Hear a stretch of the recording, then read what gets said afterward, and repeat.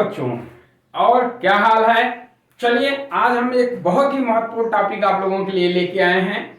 ओम के नियम को समझेंगे कि ओम ने क्या कहा था। आइए ओम भैया को देखते हैं।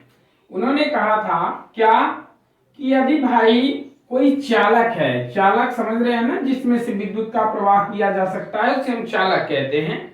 अगर डिफिनेशन नहीं पता है तो अभी मैं छोटे छोटे सारे डिफिनेशन भी आपको क्लियर कर दूंगा।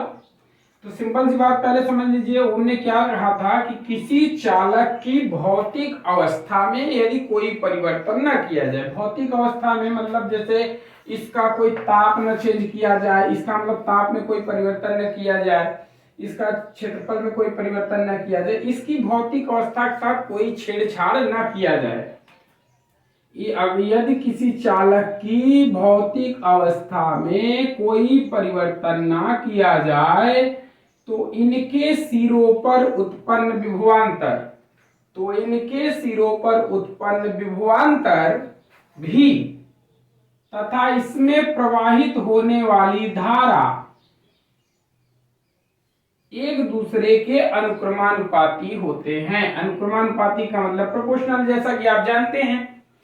क्या उन्होंने कहा कि यदि किसी चालक की भौतिक अवस्था में कोई परिवर्तन ना किया जाए, या आप कह सकते हो किसी चालक तार की भौतिक अवस्था में परिवर्तन किए बिना इनके बीच या इनके सिरों पर उत्पन्न विभवांतर तथा इसमें प्रवाहित होने वाली धारा एक दूसरे के अनुक्रमानुपाती होती है।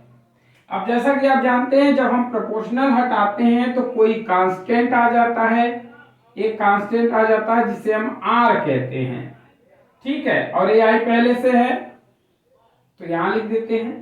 तो इस सूत्र को लिखा जाता है V बराबर आई आर लिखा जाता है। इसी को पक्षांतर करके दूती आर बराबर V अपन आई भी लिखा जाता है, और यहां से I बराबर V अपन आर भी आप बना सकते हैं। तो यहां से दो तीन फार्मूला आप इससे बना सकते हैं, ठीक है। तो आपने सिंपल सा देखिए ओम के नियम को आपने एकदम इजीली समझ लिया कि ओम का नियम है क्या। तो आपका लिखना आएगा तो बहुत इजी लिख लेंगे। अब इस पे न्यूमेरिकल कैसे आएगा अभी मैं समझाता हूं। देखिए ओम का नियम पूछा, मैंने बता दिया। ओम ने क्या बताया था, कहा भैया कि किसी चालक तार में यदि उनकी भौतिक अवस्था में कोई परिवर्तन न किया जाए तो इनके सिरों पे उत्पन्न विभवांतर तथा इसमें प्रवाहित होने वाली धारा के अनुक्रमानुपाती होती है। या आप कह सकते हो यही कि दोनों ही नियतांक के बराबर होते हैं, कांस्टेंट होते हैं। मतलब जितनी यहाँ पे विभवांतर है उतना ही विभवांतर यहाँ रहेगा, जितनी धारा यहाँ है उतनी ही धारा यहाँ रहेगी। कहने का मतलब कि विभवांतर और धारा का जो अनुपात है वो सभी जगह पे नियत रहेगा। क्या रहेगा? नियत रहेगा। तो इसी को नियतांक बोलते हैं कि एक विभवांतर और विद्युत धारा जो होगा या नियत होगा, नियतांक होगा। कहने का मतलब जितना यहाँ पे होगा उतना यहाँ पे होगा, उतना यहाँ पे होगा, उतना यहाँ पे होगा, उतना ही सभी जगह पे होगा। तो यहाँ इसको भी इस तरीके से लिख सकते हो। और नियतांक किसके बराबर मान लेते हैं? नियतांक को आर मान लेते हैं। आर ये क्या है? नियतांक ही है यहाँ भी। तो इस तरीके से भी आप लिख सकते हो। तो V अपान आई बराबर आर, तो V बराबर क्या हो जाएगा? I R. तो चाहे आप इस तरीके से कहें चाहे आप इस तरीके से कहें, सब लोग अलग अलग अपना बताते हैं कि भाई एक चालक है जिसकी भौतिक अवस्था में कोई परिवर्तन नहीं किया गया, तो इनके बीच विभवांतर, सिरों पे जो लगाए गए विभवांतर हैं ये धारा के क्या होते हैं? अनुक्रमानुपाती होते हैं। या कह सकते हो कि इनके सिरों के बीच विभवांतर जो है सभी जगह विभवांतर समान रहेगा और उसी रेशियो में धारा भी एक समान रहेगी। कहने का मतलब न विभवांतर परिवर्तित होगा न धारा परिवर्तित होगा, दोनों क्या रहेंगे? एक नियत चाल से आगे की तरफ बढ़ेंगे। मतलब सभी जगह नियत रहते हैं। तो यह नियतांक किसके बराबर होता है? आर के। आर को हम क्या कहते हैं? प्रतिरोध कहते हैं। क्या कहते हैं भैया? प्रतिरोध। प्रतिरोध तो समझते हो ना, जो विद्युत के रास्ते में अवरोध उत्पन्न करता है उसी को तो कहते हैं प्रतिरोध। क्योंकि भाई देखो लिखा रहता है गति अवरोधक। सड़क पे आप जाते हो ना तो सड़क पे ऐसे ब्रेकर बना रहता है, सड़क है, सड़क के ऊपर ऐसे ऐसे ब्रेकर बने होते हैं, तो यहाँ स्पीड स्लो हो जाती है ना, यहाँ लिखा रहता है गति अवरोधक। गति अवरोधक मतलब गति को रोकने वाला। तो उसी तरीके से प्रतिरोध मतलब विद्युत के रास्ते में अवरोध उत्पन्न करने वाला, इसका सिंबल कैसा होता है, ऐसे होता है, ये भी ऐसे जिग जिग जिग। अब स्पीड से जा रहे हो, यहाँ आ गया तो ऐसे ऐसे ऐसे ऐसे करके जाओगे ना, तो यही तो है प्रतिरोध भाई। जो विद्युत के रास्ते में अवरोध उत्पन्न करता है उसे हम प्रतिरोध कहते हैं। प्रतिरोध को R से इंडिकेट करते हैं। अब यहां से आप सूत्र बनाना चाहो तो R बराबर V/I लिख सकते हो, ये प्रतिरोध का आपका सूत्र बन जाएगा। R का मात्रक जो होता है ओम होता है, प्रतिरोध का मात्रक ओम होता है। ओम का नियम भी आप समझ गए। चलिए इसमें एक दो न्यूमेरिकल मैं बना के बताता हूं कि किस तरीके से क्वेश्चन आएगा। जैसे मान लीजिए एक क्वेश्चन दे दे आपको, क्या दे देता है क्वेश्चन में, इतनी बात आशा करता हूं समझ गए होंगे।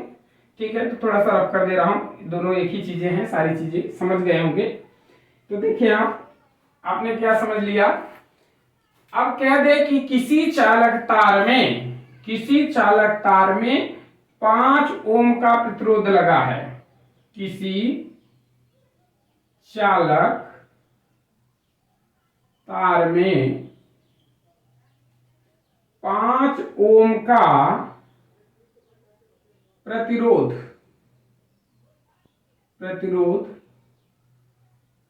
लगा है तथा इसमें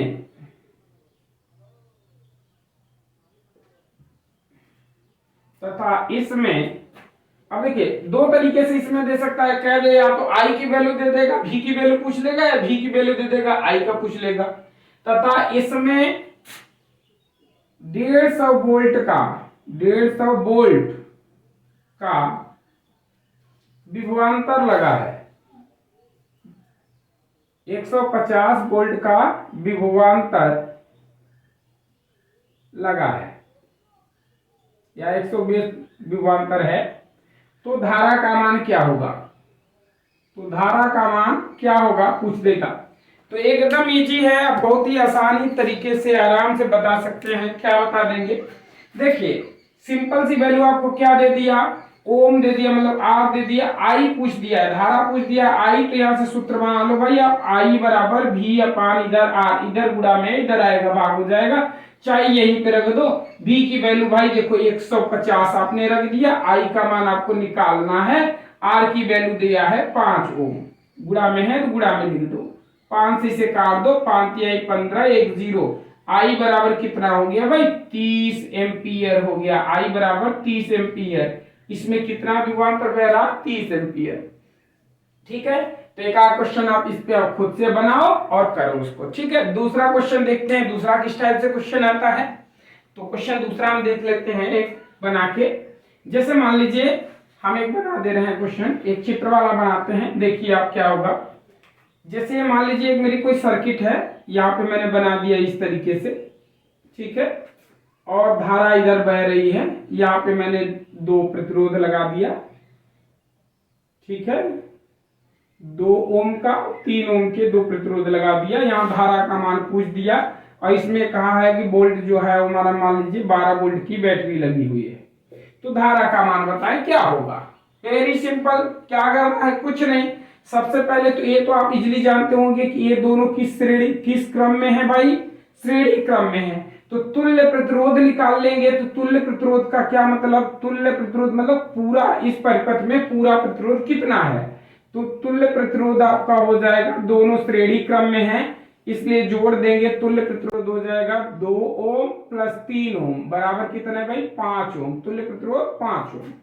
अब देखिए आपको पता चल गया प्रतिरोध कितना है, 5 है, वोल्ट कितना है, 12 है, आई पूछ रहा है। तो आई बराबर सूत्र में पक्षांतर करके लगा दो, चाहे इसी में रख दो।